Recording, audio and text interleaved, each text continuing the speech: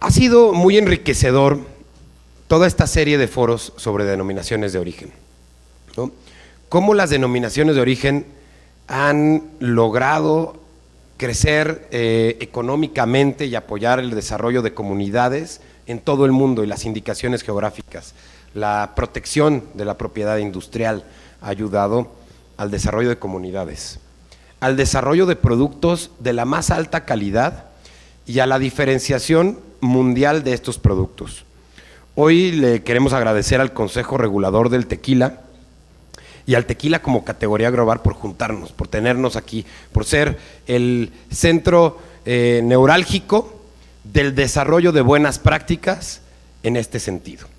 Nos toca hablar de un tema muy interesante, cómo las denominaciones de origen, indicaciones geográficas, han logrado no solo potenciar el desarrollo económico de las comunidades y crear productos de la más alta calidad mundial, sino también hacerlo de manera sostenible y sustentable en el tiempo.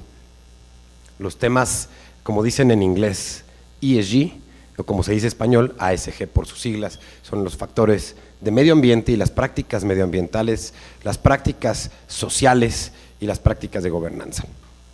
José Luis, voy a empezar contigo y después vamos a ir pasando el micrófono a todos los exponentes y quiero que nos puedan enriquecer.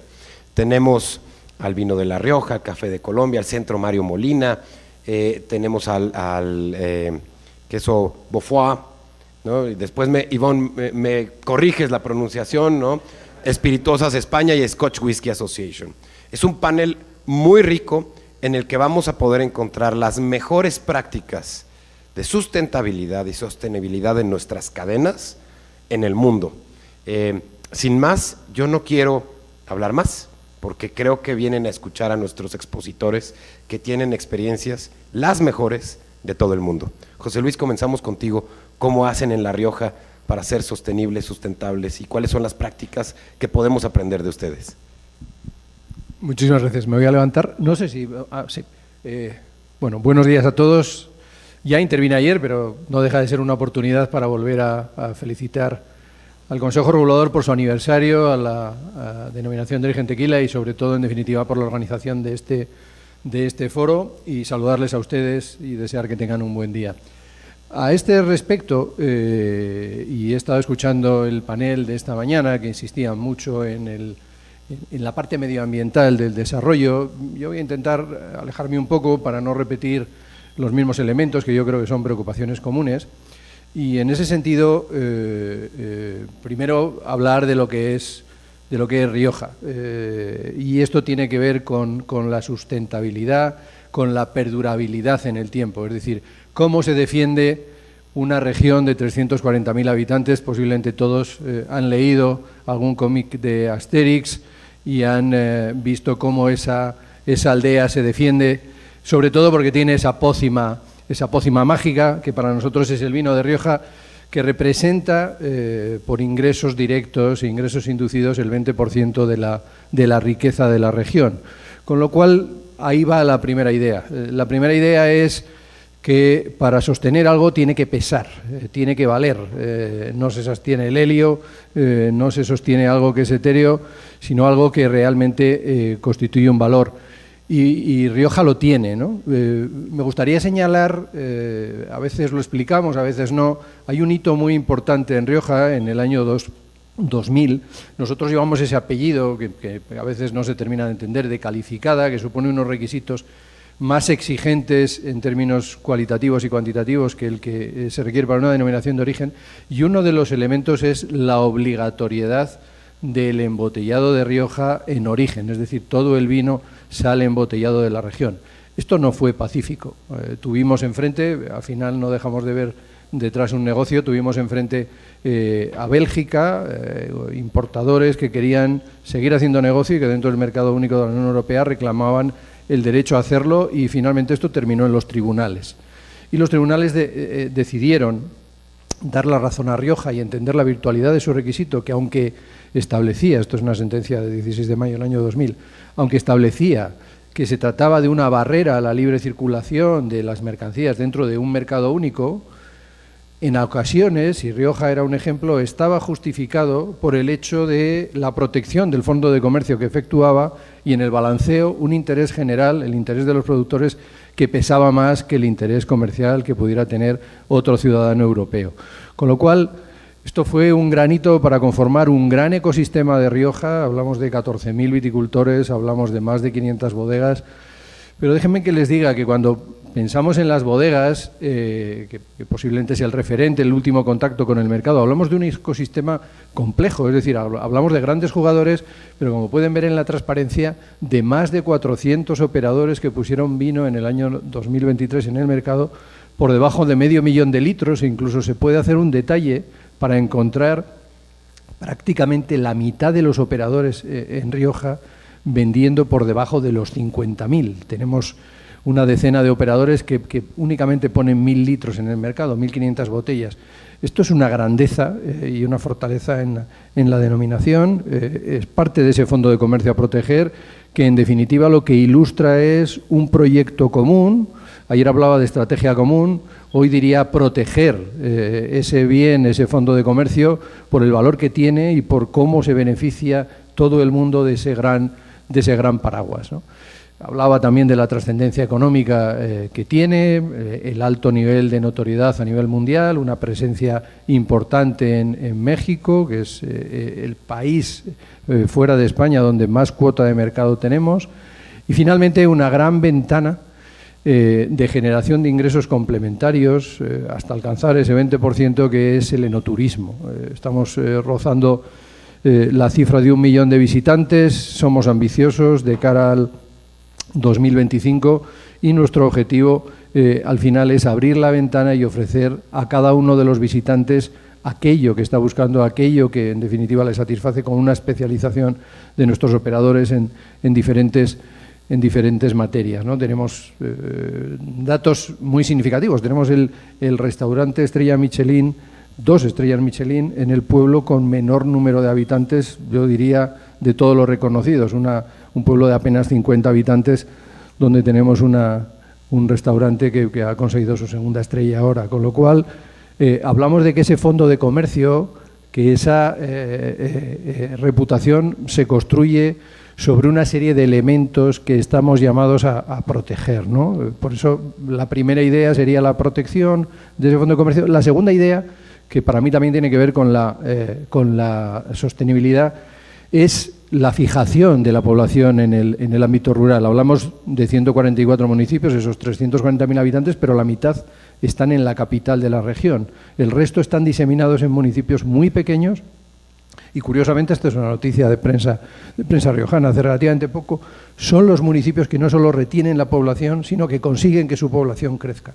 Hablaba esta mañana Luis de la migración hacia las ciudades, en definitiva de el interés alternativo de los jóvenes por buscar otro destino. Lo que es importante es que la denominación, lo que es importante que en nuestro caso la viticultura riojana les ofrezca un futuro, ¿no?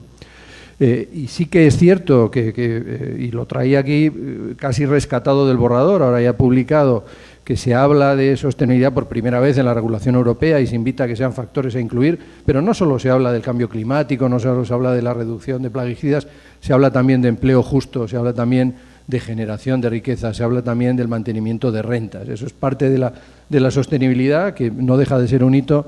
Por primera vez la Unión Europea ha introducido dentro de la normativa.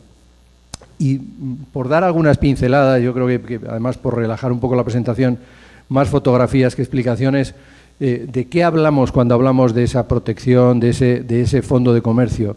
No solo hablamos de prácticas medioambientales, sino también hablamos del mantenimiento de nuestras prácticas más ancestrales, elaboraciones muy tradicionales, de nuestra historia. Este es posiblemente uno de los botelleros más singulares dentro de Rioja. Estamos hablando de añadas del siglo XIX, desde 1860. Es el botellero de Bodegas Marqués de Riscal, que es una joya en los subterráneos de la bodega.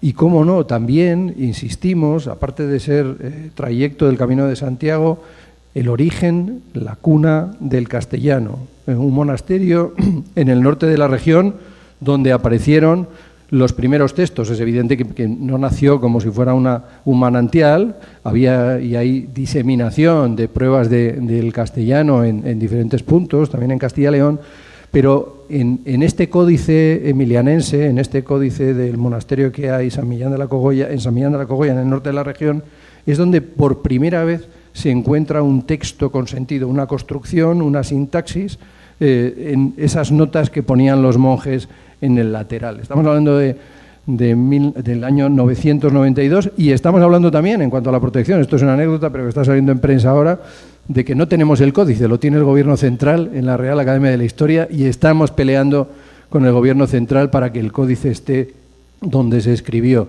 porque es parte de nuestro patrimonio. Un museo espectacular, el Museo Dinastía Vivanco, que recorre toda la historia vitivinícola y que en definitiva es una parada clave.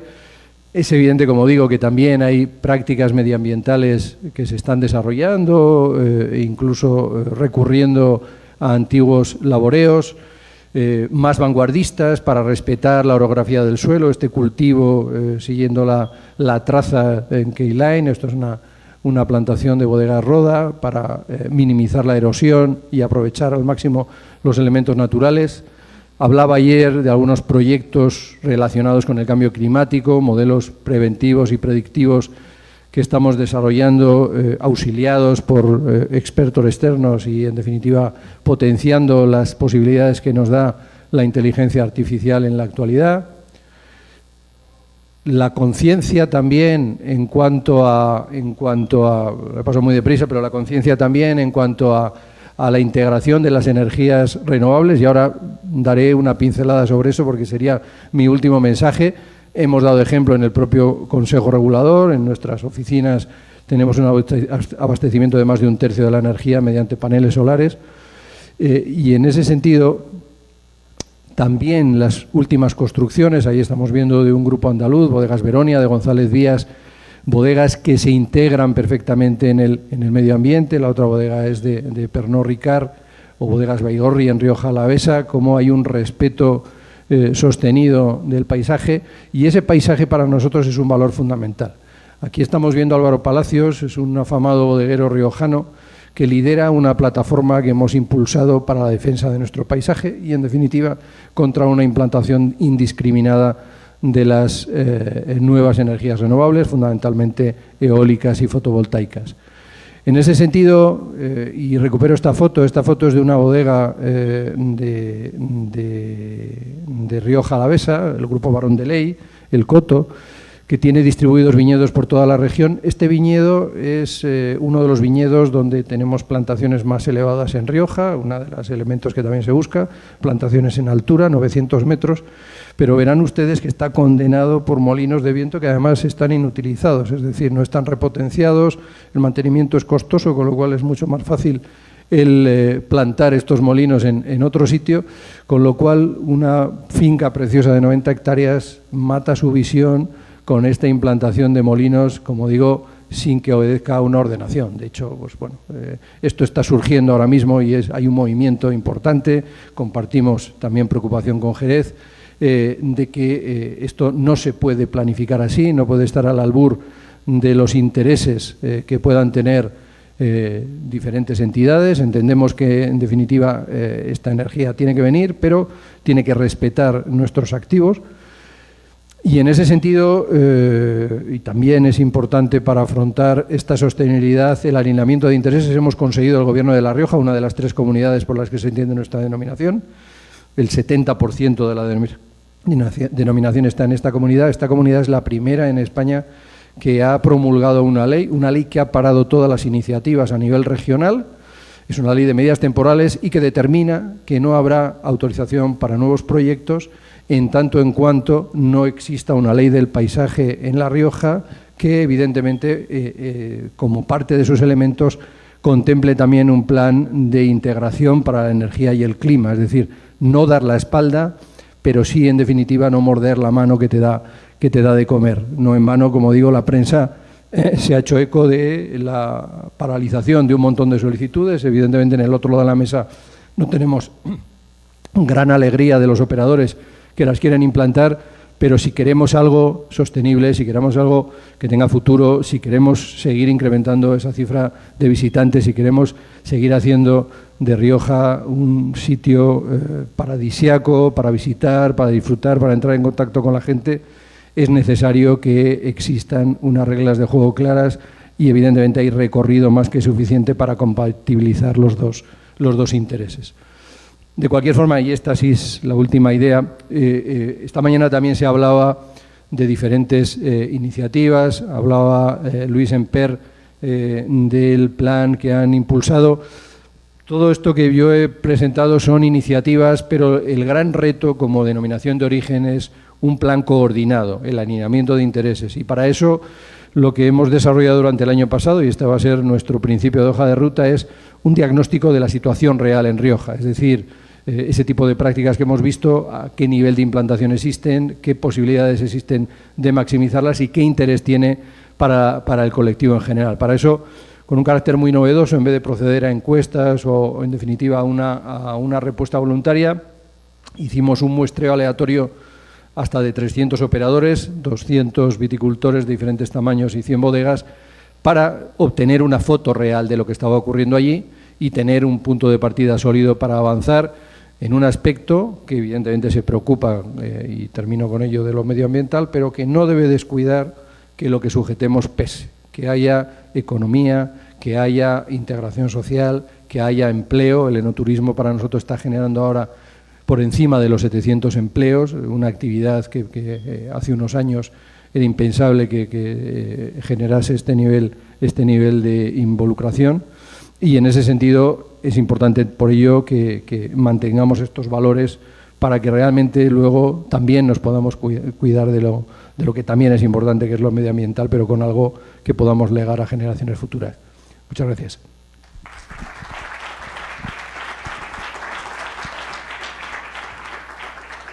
Muchas gracias, José Luis.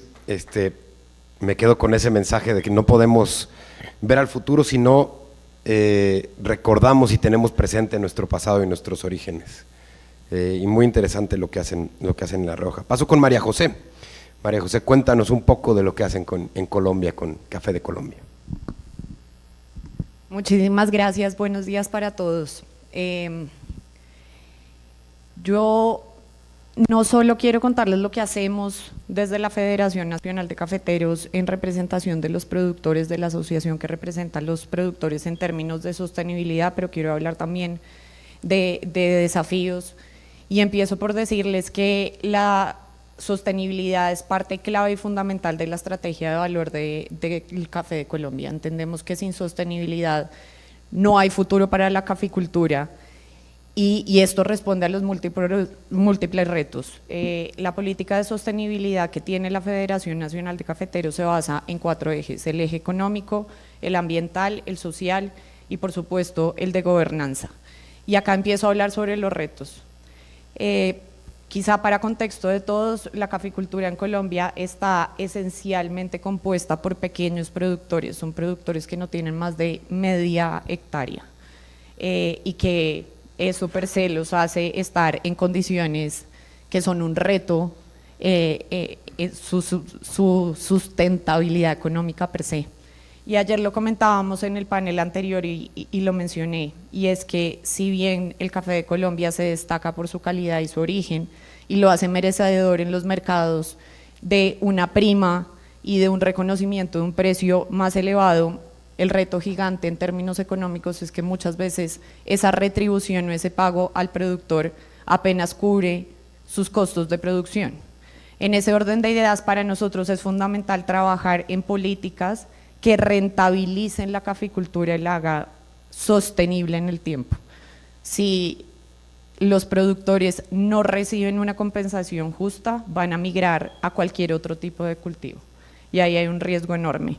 Entonces el trabajo que se hace en este entorno es buscar la rentabilización, manteniendo la calidad y cada vez más incitando e invitando a los productores que avancen en la cadena de valor, no solo que se queden en la venta y en la producción del café verde como materia prima, sino que también incursionen y escalen en esa cadena de valor para tener más retorno incursionando en el mundo del café transformado. Dentro del eje ambiental, por supuesto, una denominación de origen, cuando uno va a sus requisitos esenciales, lo primero que ve es que son productos que tienen unas características únicas por la oferta medioambiental y el lugar donde esos productos se producen. Si no cuidamos la tierra y el medio ambiente, que hace que las características de nuestros productos sean únicas y tengan una calidad superior, pues en el tiempo no vamos a tener denominación de origen que comercializar. Y en ese orden de ideas, pues digamos que los retos son múltiples y los trabajos que se hacen son muchísimos. Uno de ellos, y muy importante, es la adaptación a los cambios climáticos con semillas, la producción de semillas resistentes, que también impactan, por supuesto, en la parte económica porque hacen de la caficultura pues más rentable, con una mayor producción. El cuidado de los recursos hídricos, de las cuencas hídricas, quizá el recurso más importante de la caficultura resulta siendo el agua, sobre todo para nuestro país, que lavamos el café y es parte de ese proceso que es importante en los atributos del café, de los cafés suaves. El manejo del recurso hídrico es muy importante y hay múltiples tecnologías y procesos que ha desarrollado nuestro centro de investigación para hacer un uso más efectivo del agua y sobre todo una disposición adecuada del resultante de ese lavado del café, que es lo que más impacto medioambiental genera.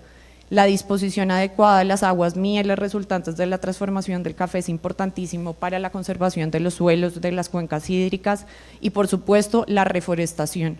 Se hace un trabajo enorme en plantación de árboles nativos para reforestar y con esto también reducir el impacto de emisiones de carbono.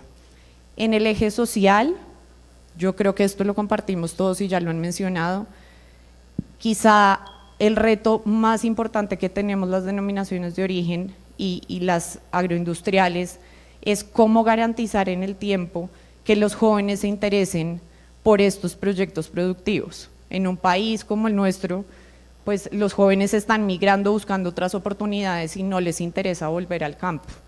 Y en ese orden de ideas el trabajo de políticas de relevo generacional son importantísimas. Es educar, y acá hay proyectos de educación que aseguren el relevo generacional que son importantísimas, donde los jóvenes vean en la caficultura no solamente una forma de sustento, pero realmente una oportunidad de empresa y de negocio y se quieran, después de salir a las ciudades, estudiar, regresar al campo y retomar las fincas como un proyecto y una verdadera empresa. Y por supuesto el rol de la mujer, y lo conversábamos antes del panel, y es la mujer tiene un rol de liderazgo muy importante dentro de la caficultura y se está reforzando su posición. De hecho, y esto lo ato con el eje de la gobernanza, tenemos cada vez más líderes caficultoras representando los intereses de sus comunidades. En el eje de la gobernanza, y quienes estuvieron ayer en el panel, yo explicaba que la Federación Nacional de Cafeteros es una entidad democrática y participativa, y en la gobernanza lo que queremos reforzar es que se conserve en el tiempo, que los productores se sientan representados, que participen activamente y sean líderes de sus comunidades. Pero esto, como lo ven, son unos retos enormes y una cantidad de acciones que se tienen que tomar. Y Luis Fernando dijo algo muy importante en su intervención, y es que ni los consejos reguladores ni quienes administramos las denominaciones de origen somos ricos. Y para esto las alianzas son fundamentales. Solo en el 2023 la Federación Nacional de Cafeteros ejecutó más de 927 proyectos que impactan estos 4 ejes de la sostenibilidad. Pero por supuesto, para poder desarrollar todas estas labores, donde además por años la federación y sobre todo en la parte social ha ejercido casi que las funciones que tendría que hacer el Estado. Muchas de las escuelas, hospitales, vías terciarias que se han construido en las zonas cafeteras colombianas las ha desarrollado y construido la Federación Nacional de Cafeteros.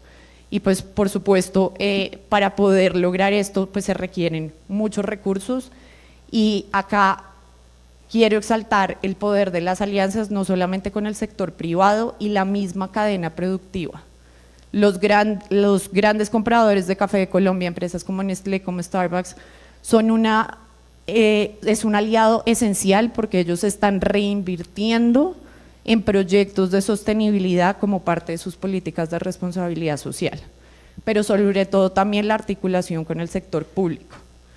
Y acá muy rápidamente les explico. Colombia, su estructura y división política está dividida en algo que conocemos como departamentos, que si se quiere es parecido a estados en otros países.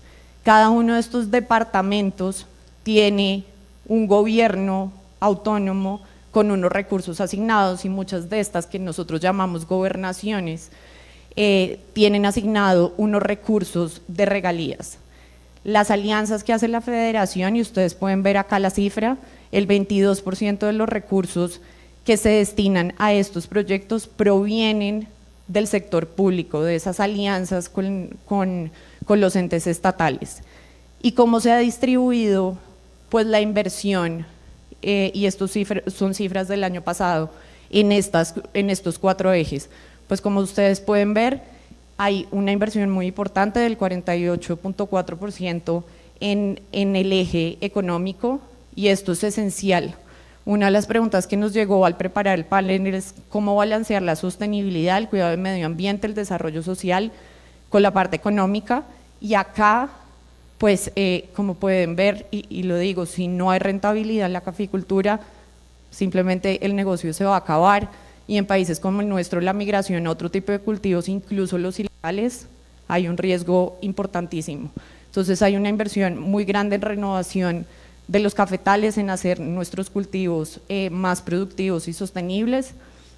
Luego hay una inversión muy importante en términos sociales, en vías, viviendas, saneamiento básico, infraestructura social, educación. En la parte ambiental, como pueden ver, también el 7.6 está destinado a adaptación a las variedades climáticas, al cuidado del agua y el suelo, y finalmente hay una inversión también en proyectos y recursos en la parte de gobernanza. Así que, como pueden ver, esto es un eje fundamental de la política del Café de Colombia y de la Federación Nacional de Cafeteros. Muchas gracias.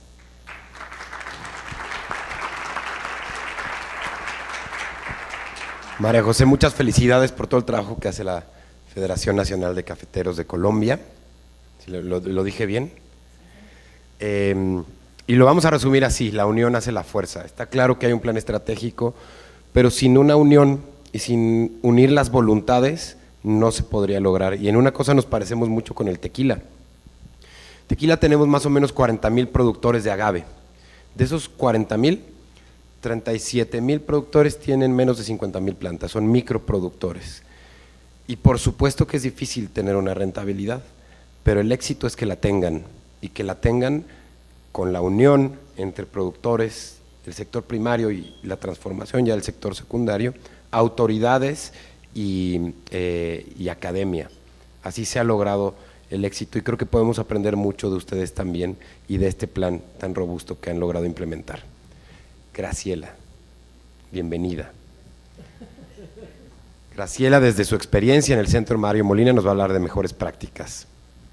Muchas gracias. Pues buenos días a todos. Yo vengo a platicarles un poco de lo que son los desafíos que hemos encontrado, pero más que nada lo que hemos realizado para el sector tequila. Creo que aquí está. Eso es un poquito una historia de todo el camino que hemos llevado para el desarrollo de la estrategia de sustentabilidad para el sector tequila. Empezamos a trabajar desde 2014 con el doctor Mario Molina, que estaba muy interesado en este sector. Él amaba muchísimo al sector tequila y decía, tenemos que hacer algo para impulsar, ¿no?, la sustentabilidad en este sector. La primera estrategia la partimos del 2016, hicimos la huella de carbono y la huella hídrica, Y ya para la última estrategia que se hizo para el 2020, no solo incluimos la huella de carbono y la huella hídrica, incluimos también qué tan vulnerable es la cadena agave-tequila al cambio climático. Con eso generamos mapas de dónde están las plantaciones, dónde están las empresas, y por medio de indicadores vimos qué tanto, con un mapa de colores que está disponible en el CRT, en dónde está la mayor vulnerabilidad para los agaveros y para los tequileros. También hicimos un análisis social de los programas que se llevan a cabo en todas las empresas y qué tan alineado está el sector agave-tequila con los objetivos de desarrollo sostenible, y de este es el que les quiero platicar. Bueno, esa es la estrategia que ya vimos hace rato con Carlos, es un poquito platicarles de que estamos incluyendo pues diferentes cosas, no solo la ambiental, sino la social y también el desarrollo económico para la región. Como les decía, ¿qué tan alineados están los objetivos de desarrollo sustentable con el sector tequila? El sector tequila reconoce, ¿no?, que se involucra activamente en la consecución de los compromisos en México. Él sabe que puede ser como un ejemplo, a lo mejor la contribución no es muy grande, viendo qué tanto emite, ¿no?, pero él sabe que cada acción que va a implementar de manera directa o indirecta va a poder aportar a las dimensiones de la sostenibilidad. Analizando todo lo que se hace, todas las acciones que se llevan a cabo en el sector tequila, identificamos que se contribuye de manera directa o indirecta a 16 objetivos de desarrollo sostenible. En este mapa lo que hicimos es ligar a cada una de las acciones que se llevan a cabo con cada uno de los objetivos de desarrollo sostenible.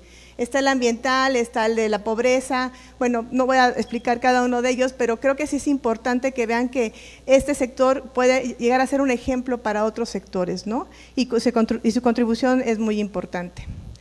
Estas son las metas establecidas que tenemos para el 2025, para el 2030. Estamos estableciendo que vamos a reducir la huella de carbono directa en un 10% en el 2025, que tenemos que aumentar el consumo de energía de origen renovable en un 7%, el consumo de energía eléctrica también la tenemos que aumentar en un 3%, el consumo de agua lo queremos reducir en un 5% y el porcentaje de agua tratada llegar hasta el 80% en el 2030. Tenemos compromisos también que están todo esto de manera voluntaria, inducir la reducción de la huella de carbono indirecta, certificar los procedimientos de los proveedores y de los prestadores de servicios ambientales. Queremos estar seguros de que, por ejemplo, si se llevan un bagazo, que sí se trate como lo están diciendo y que no termine en una barranca, ¿no? Entonces, certificar todos estos procedimientos.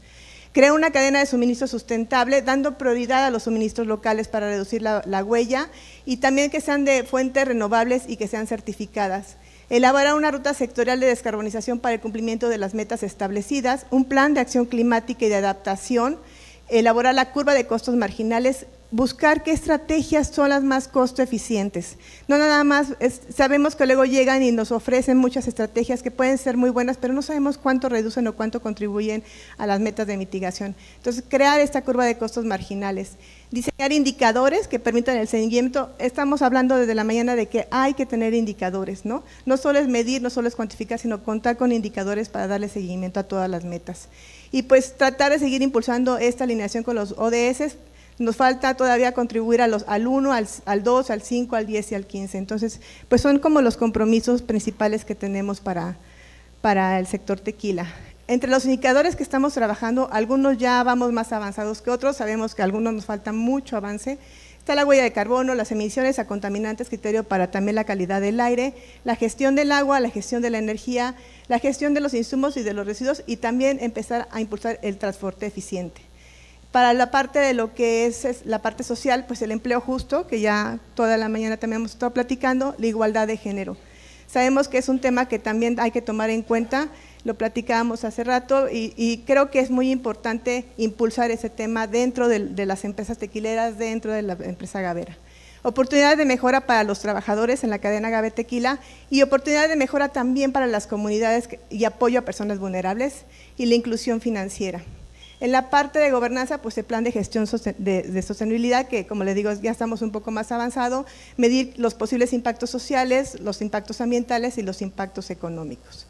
Y en la parte en la rama de la economía, pues impulsar la economía local, las finanzas sostenibles y la gestión de riesgos. Aquí yo es lo que quiero un poquito como hacer una pausa. Sabemos que el cambio climático genera riesgos económicos, ¿no? Y estos riesgos pues, son para las empresas y para las instituciones financieras. Estos riesgos pueden llegar hasta afectar la productividad de las empresas si no se gestionan de manera adecuada, pero si no los medimos, no sabemos qué tanto nuestra empresa está en riesgo. Si queremos pedir un apoyo, un financiamiento, pues tampoco ellos pueden decir qué tanto financiamiento nos pueden dar porque no tenemos un estudio real, ¿no? Entonces, ahorita estamos empezando a trabajar con esta parte de medir los riesgos. Hay dos tipos de riesgos climáticos en el cambio climático, que son los riesgos físicos, y esos riesgos pues, son todos los riesgos que derivan de los impactos directos del cambio climático, ¿no? Todo lo que se manifiesta de manera pues, abrupta o progresiva y que significan en costos, un aumento en los costos, ¿no?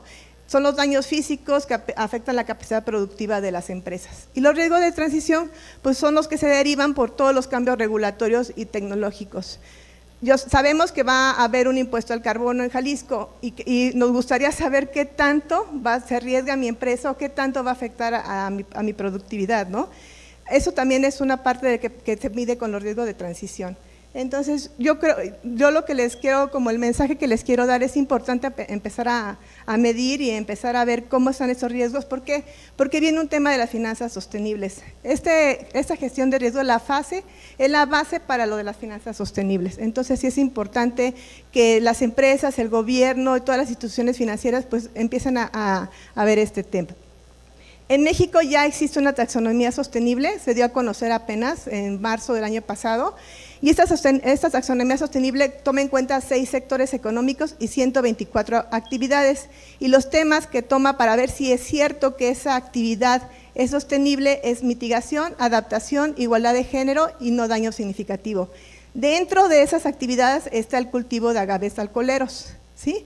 Y el agave tequilero puede entrar para este tipo de taxonomías y análisis de financiamiento.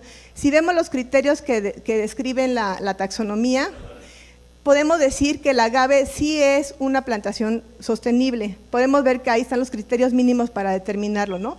Que sean predios ubicados dentro de la frontera agrícola, tenemos lo de la certificación ARA que se está trabajando y que está tratando de asegurar que eso suceda, contar con un sitio de disposición temporal de los residuos inorgánicos, contar con un plan de transición y considerar al menos las 2 prácticas de mejoramiento. Entonces, podemos decir que el agave tequilero pues sí cumple con esos criterios mínimos para decir que es una actividad económica sostenible. Lo que también nos indica la taxonomía es qué prácticas básicas y qué prácticas avanzadas tiene que cumplir también este sector agrícola para considerarlo sostenible. Y después viene un listado de que ya que se pueda obtener ese recurso, en qué se debe de implementar. Y si viéramos la lista de las prácticas, muchas de estas ya se llevan a cabo en el sector tequila. Entonces, el mensaje es que sí vamos avanzados. Platicábamos hace rato que hace 15 años, ¿no?, que llegamos con el doctor a platicar estos temas de la huella de agua, la huella de carbono, y nos decían, ¿qué es eso, no? Eso no lo vamos a necesitar. ¿Quién nos va a pedir una exigencia en un alcance 3? O sea, no creemos que eso llegue a suceder y ya está pasando, ¿no? Entonces, siempre tratamos de estar un paso adelante de lo que siempre viene. Con la igualdad de género es otra parte de que viene la taxonomía, es un tema que se tiene que incluir siempre en los análisis. Entonces, nada más mencionar que dentro de la taxonomía también hay que cumplir con estos 3 pilares y con los pilares de criterio de daño significativo. Viene la parte de adaptación al cambio climático y por último y para cerrar, que ya me queda un minuto, estas son las estrategias que estamos analizando actualmente en la cadena agave tequila. Estamos viendo 4 pilares o 4 ejes, son las soluciones basadas en la naturaleza, lo que es forestación, reforestación, el secuestro de carbono en el suelo, lo que es el biocarbono, el biochar, que por ahí también se ha mencionado, lo que es la agrosilvicultura. En bioenergía, pues lo que es obtener bioenergía a partir de materias primas sólidas, el biogás y biocombustibles líquidos, ya sea etanol o butanol a partir de los residuos.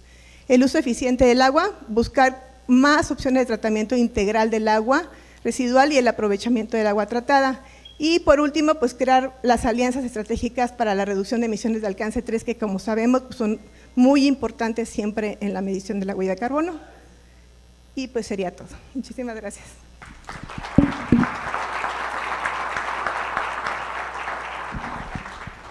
Muchas gracias, Graciela. Y yo con lo que me quedo este es un plan integral, ¿no? La cadena agave tequila no podría hacerlo sin asociarse con alguien expertos como ustedes. Y entonces seguimos otra vez, con la unión hace la fuerza. Ivonne, vamos a necesitar de tu traductor simultáneo, Fernando, Cano, no sé dónde está. Ivonne nos va a hablar del queso de Beaufort, él lo va a pronunciar mejor que yo, y vamos a tener una traducción simultánea del francés al español. Bonjour à toutes et à tous.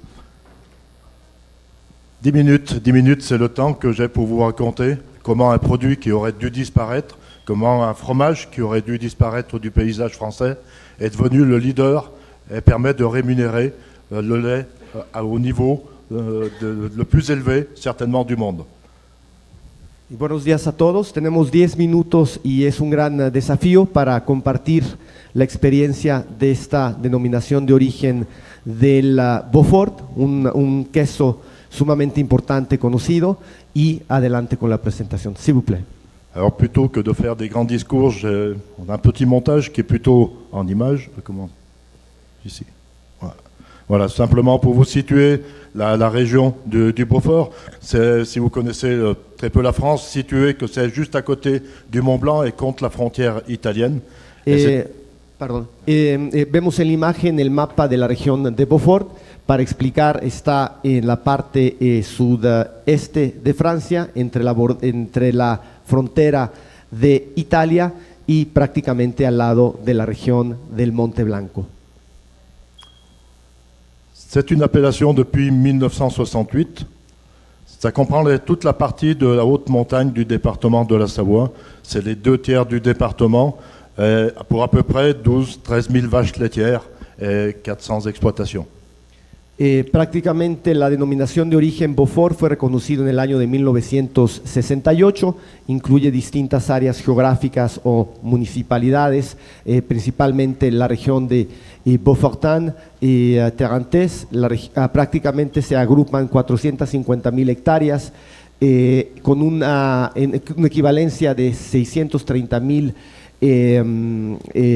sobre la región de la Savoie, lo que representa la superficie de, en este caso, donde se encuentran la producción, y la producción se realiza entre 12,000 con 13,000 vacas productoras de leche.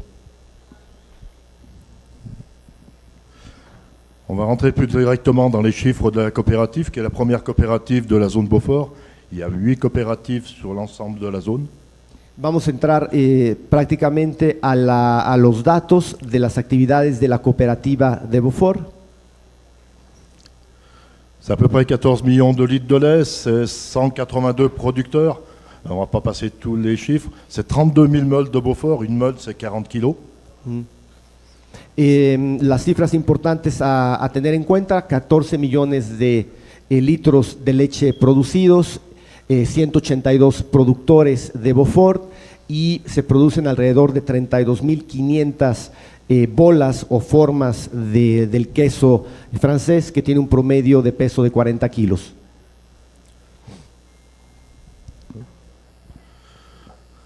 Simplement un petit schéma pour vous situer à peu près le prix du lait en France, qui varie, qui tourne autour des 400 €. Le lait à la coopérative de Beaufort est valorisé plus de 1 000 € les 1000 litres. Alors, tu peux répéter s'il vous plaît Ouais. Le prix moyen en France c'est à peu près de 400 €, 400-450 € les 1000 litres, et le prix à la coopérative dépasse les 1 000 €. El premio promedio de 1,000 litros de leche es de 450 €, y podemos ver que la calidad de la leche para la producción del Beaufort es sumamente mucho más importante, pagando un precio superior, alrededor de 1,000 € por los 1,000 litros de leche. Lors de la commercialisation, une des premières forces de la coopérative, c'est qu'on commercialise beaucoup en direct. On passe très peu par la grande distribution. On commercialise dans les magasins de la coopérative, auprès d'acheteurs qui viennent prendre directement les fromages à la coopérative, et une partie qui va vers les crèmeries dans toute la France. Il n'y en a pas au Mexique, je ne crois pas. Realmente la fuerza de esta cooperativa, de esta denominación de origen, a diferencia de otras denominaciones de origen donde la fuerza de ventas se realiza en la grande distribución o en los supermercados, principalmente la fuerza de ventas y se realiza dentro de la región de la denominación de origen, dentro de sus comunidades y la cooperativa local. On a 13 magasins en vente directe qui appartiennent à la coopérative, qui sont dans les stations de ski. On est dans la région des grandes stations de ski, Courchevel, Val d'Isère, si vous en avez entendu ces noms. Tienen alrededor de 13 tiendas especializadas para poder adquirir este queso. Mencionó anteriormente el señor Bochet que muy seguramente no se encuentra de momento distribución del queso Beaufort en México, pero con esto podemos apreciar que este conocimiento también de este producto, las personalidades que van a practicar de esquí en la región, pues aprovechan también para conocer las bondades de esta denominación de origen. On peut le passer. C'est des chiffres sur les magasins. Voilà. En plus de la coopérative, qu'on valorise tout ce qui est produit. Quand on produit du lait, on produit des vaches, on produit des veaux, et on a investi dans un petit abattoir pour transformer la viande et pouvoir vendre directement la producción. Además de la producción del sector de leche, tienen un lugar, el abattoir, que es donde hacen el sacrificio también de otros animales, como pueden ser corderos, y en esto también contribuye a la región y al desarrollo local de la región. Quand on produit du lait et qu'on fait du fromage, on utilise à peu près 10% de la quantité du lait. Donc on utilise la matière grasse, la matière protéique. Cuando se produce el queso Beaufort, se utiliza, je peux répéter s'il vous plaît, Yvan? Ouais, on utilise 10% de la matière première du lait. Se utiliza el 10% de la materia prima de la leche para la elaboración del queso. Dans ce qui reste, il y a encore des protéines. Et on a monté une usine collectivement entre toutes les coopératives pour récupérer ces protéines, récupérer aussi la matière grasse qui reste. En todo esto que no se utiliza para la producción del queso, también han establecido otros usos alternos para poder aprovechar este tipo de proteínas y también ser transformadas. Et quand on a récupéré ces protéines, il reste encore quelque chose. Le lait, c'est quelque chose d'infini. Il reste ce qu'on appelle, c'est de l'eau sucrée. De l'eau sucrée, et cette eau sucrée, on va la faire digérer à des bactéries.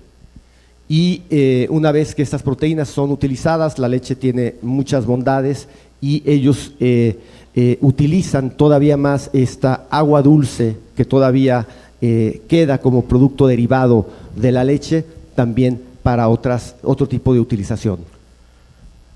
Ces bactéries vont transformer tout ça en gaz, et ce gaz, on va faire de l'électricité et de la chaleur.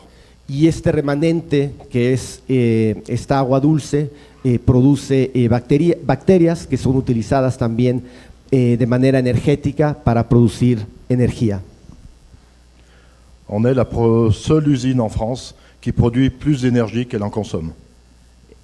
Vous pouvez répéter, s'il vous plaît? On est la seule usine en France qui produit plus d'énergie qu'elle en consomme. Es la única industria en Francia que produce más energía de la cual ellos consumen. On est dans une région touristique et la visite de la coopérative attire plus de 100 000 visiteurs par an. Hemos visto que aunque sea una región muy pequeña, tienen una afluencia muy considerable y muy importante, alrededor de 100,000 visitantes por año. Et juste à côté de la coopérative, nous venons de construire un hôtel avec un grand restaurant où les gens peuvent venir consommer nos produits et ensuite acheter dans nos magasins. Y también un factor que está contribuyendo al éxito de conocer esta región tan bonita e interesante es la construcción de un nuevo hotel en la región de La Rochelle. Alors la question qui peut se poser, c'est comment on en est arrivé là. La pregunta a entender, teniendo una pequeña producción de un queso tan especializado, ¿cómo han llegado a obtener esta reputación y este factor de éxito? La première des conditions, c'est d'avoir un produit qui soit exceptionnel. Para tener un factor de éxito en el caso de una denominación de origen, el primer punto es que el producto sea excepcional. La deuxième, c'est qu'on puisse protéger ce produit. El segundo factor también de gran relevancia es que este producto pueda ser protegido. La troisième condition, je ne sais pas si j'aurai assez de doigts.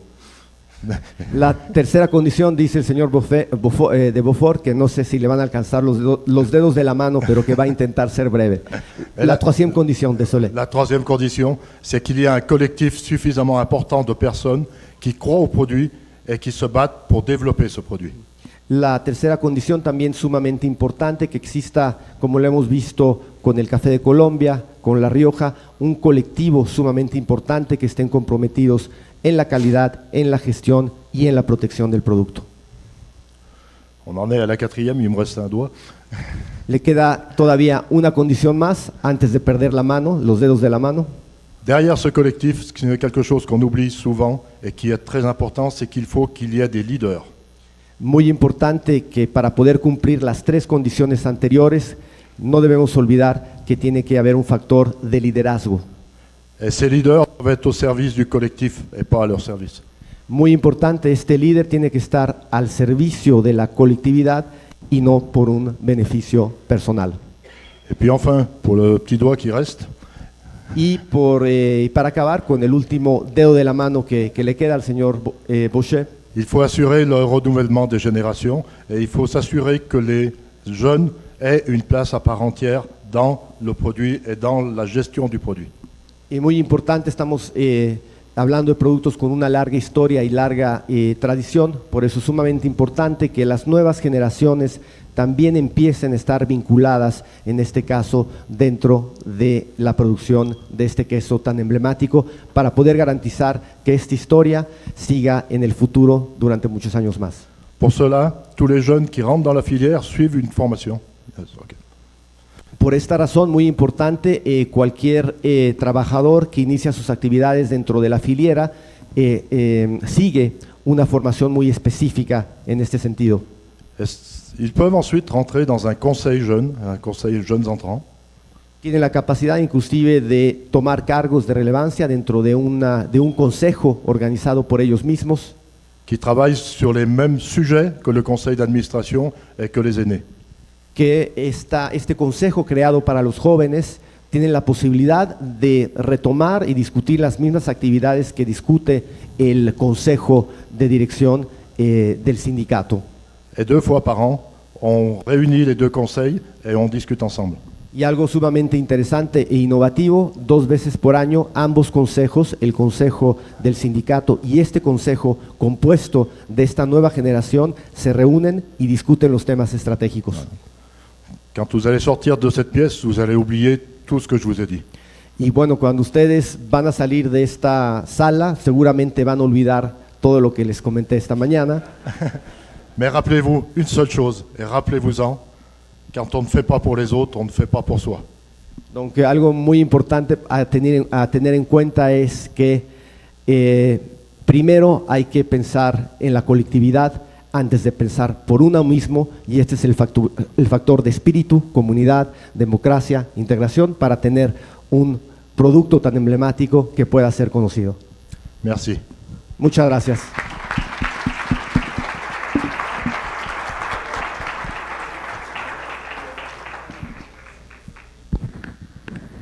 Yvonne, muchas gracias. Merci beaucoup. Que vean que también hablamos francés por acá. Yvonne, y le vas a tener que traducir, Fer, rápido. Quedas con una misión. Hoy tenemos mucha envidia, porque el queso de Beaufort no está en México. La misión es que ese queso llegue a México y podamos probarlo tal como tenemos a La Rioja, el café de Colombia, el tequila, las espirituosas y el scotch. Hacen una labor extraordinaria, producen un producto de la más alta calidad, desde la materia prima hasta la gente, y es momento que podamos disfrutarlo por acá también. Muchas felicidades por el trabajo que hacen. Et voilà, et monsieur le modérateur, il dit, cher Yvonne, qu'il y en a une mission à accomplir au Mexique. Donc, après cette belle présentation et la connaissance de cette fromage, nous serons très ravis d'avoir un accès au marché et une présence de Beaufort ici au Mexique.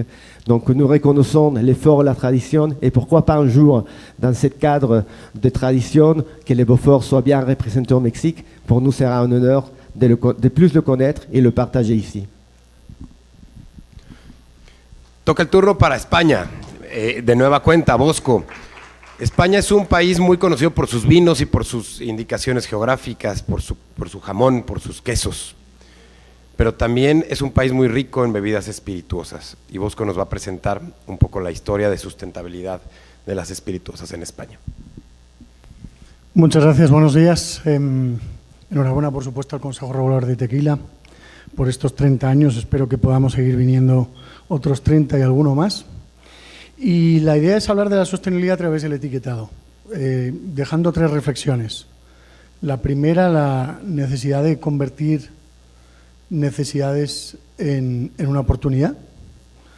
Y aquí está claro que las exigencias de etiquetado de bebidas con contenido alcohólico están creciendo desde todos los puntos de vista y también tiene un impacto en la sostenibilidad, no solo la sostenibilidad como sectores, sino también en la sostenibilidad medioambiental. Es muy importante intentar anticiparse y para eso tenemos hoy por hoy unas herramientas que hace no tanto no existían, fundamentalmente las nuevas tecnologías. Y creo que hay un vídeo que puede funcionar.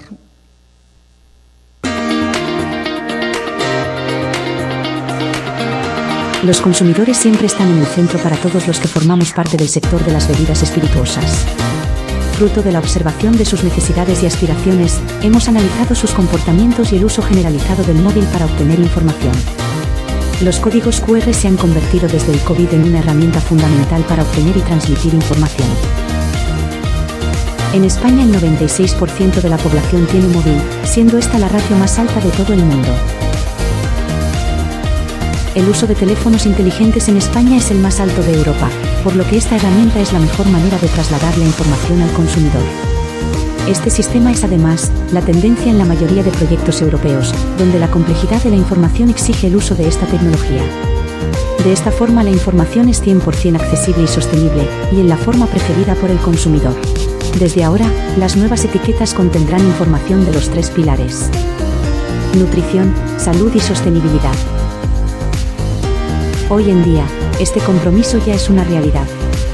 El 71% de las etiquetas auditadas ya contienen información nutricional, así como el pictograma de embarazadas.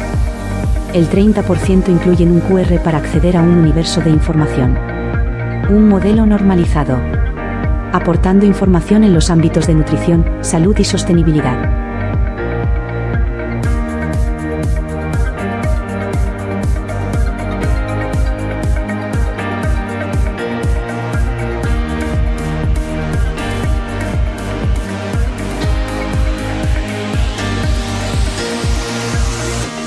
Un modelo garantista y 100% accesible para todos los consumidores en todos los mercados.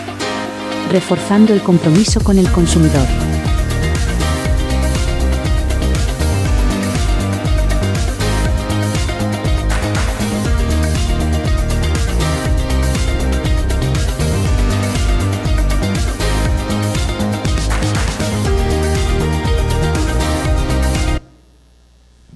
Como han visto en el vídeo, si ahora sacan sus teléfonos móviles, a través de esos códigos QR van a poder comprobar que todas las etiquetas, algunas de estas se distribuyen en México, aunque la información todavía no está geolocalizada aquí. Ahora veremos en un segundo cómo lo hacemos. Por ejemplo, en el Pacharán Basarana van a ver que tienen los consumidores acceso a toda esa información.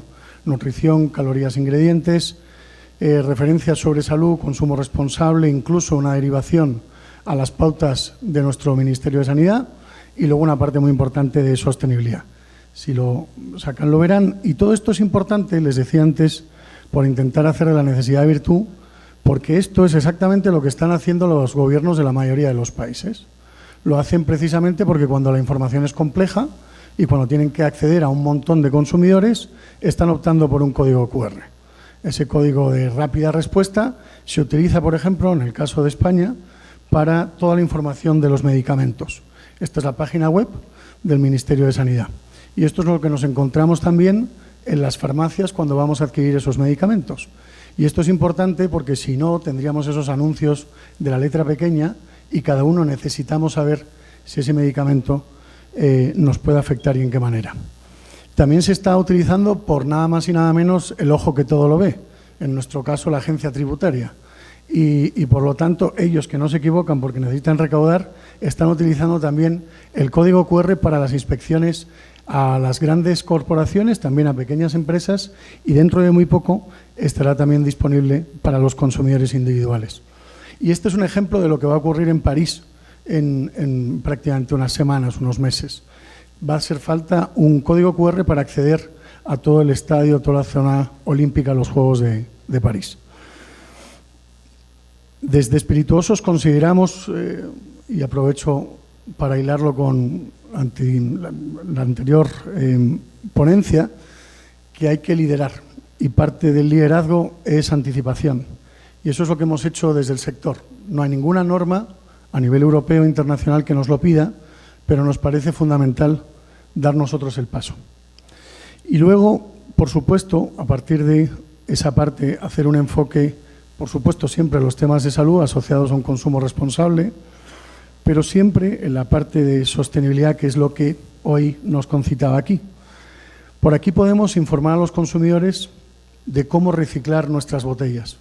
Tenemos la suerte, como bebidas espirituosas, de envasar nuestro producto en el envase más sostenible de cuantos hay. Mil veces, infinitas veces reciclable. Y eso es fundamental, sobre todo si trabajamos en una economía colaborativa, donde el consumidor, donde el hostelero tiene el papel fundamental y último de depositar la botella en aquellos puntos de reciclado que existen en los distintos modelos.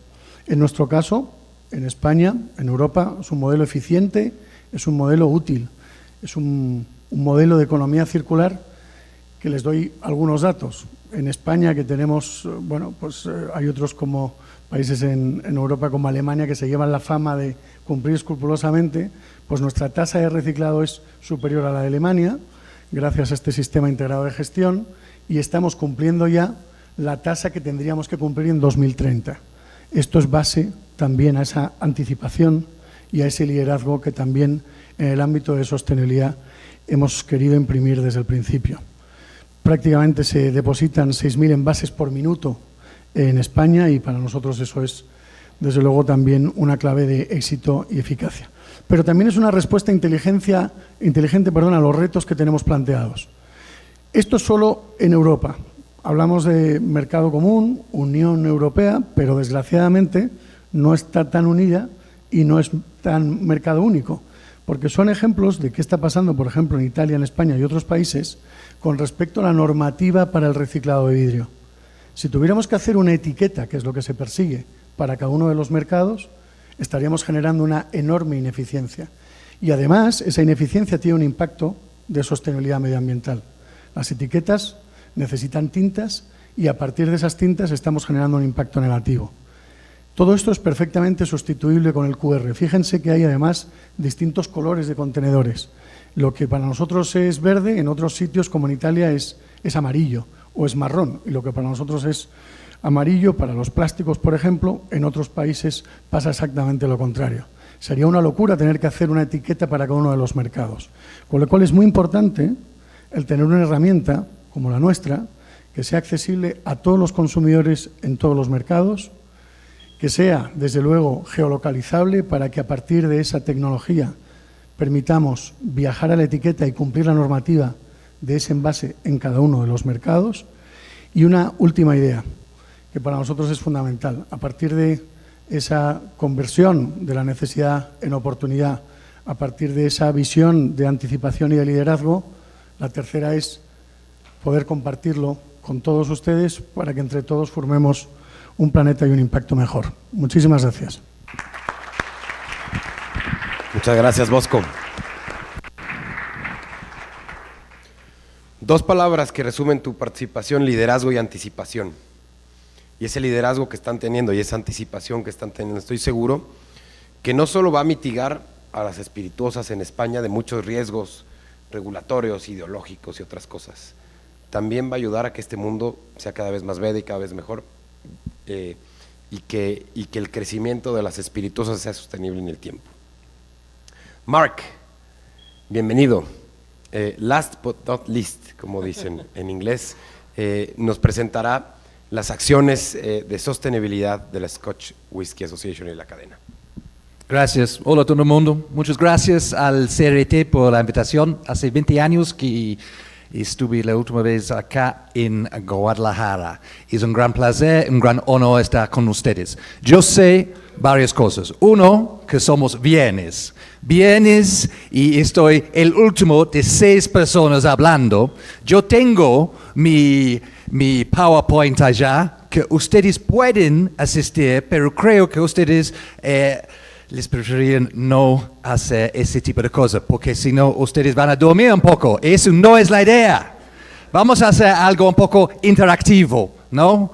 Y los que quieren salir, porque yo sé que la otra sesión estaba para empezar hace media hora. Los que quieren salir, hay café afuera, se puede ir a tomar un café y quedar afuera o regresar. Bueno, yo soy el representante del Scotch Whisky Association y voy a ver si ustedes, porque yo puedo cantarles la historia de Scotch con los tipos, con los gaitas y kilts y los castillos, y puedo contarles que empezó en 1494, pero no voy a hacer eso. Yo creo que ustedes, ¿quién conoce el Scotch Whisky? Levanta la mano, encuesta. Hay alguien allá que trabajaba por Pernod Ricard y que no levantaba la mano. Por eso que ahora trabaja con la Unión Europea, porque no sabía lo que estaba haciendo. So, can you tell me what you know about Scotch whisky? It's a Scotch.